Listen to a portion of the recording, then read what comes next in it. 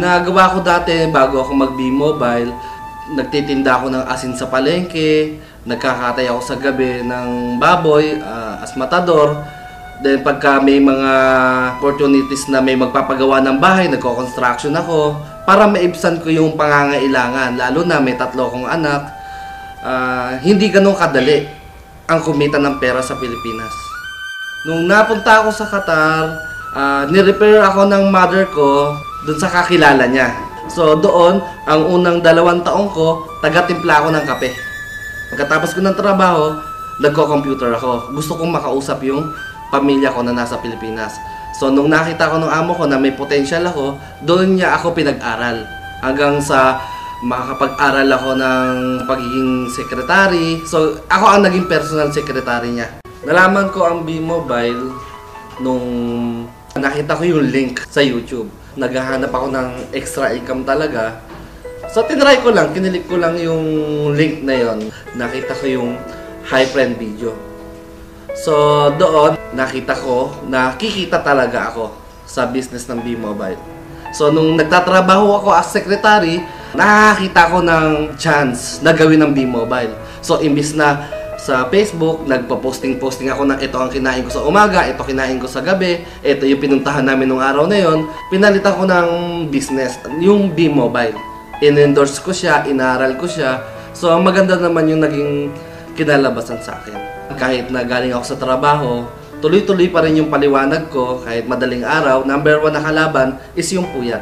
Pero binaliwala ko yon kasi nga nalilibang ako sa ginagawa ko. Target ko talaga mawala yung homesick ko dahil gusto ko na umuwi. Gusto kong makasama yung pamilya ko. Sa una, nahihirapan ako kasi wala namang trabahong madali. Pero nakita ko yung mga testimonial ng mga millionaires, nagkaroon ako ng idea. Ang sabi ko, hindi pala totoong mahirap si B-Mobile. Madali lang siyang gawin. Basta pag kinopya mo yung mentors mo, dumadali yung trabaho. Ito yung tinatawag ng copy business. Nung unang earnings ko, it was December 7, 2012. Ang unang check ko, tinrabaho ko siya ng 3 months, 100,000 per check ko. Nung umuwi ako sa Pilipinas, bilang OFW, ang naiwi ko lang noon is 5,000. Bilang OFW, 2 taon ko na pagtatrabaho. Nung pag-uwi ko, kinabukasan, diretso ko ng opisina ng B-Mobile, doon ko kinuha yung first check ko. Totoo pala yung sinasabi nila na habang tumutulong ka sa ibang tao, nagiging successful ka.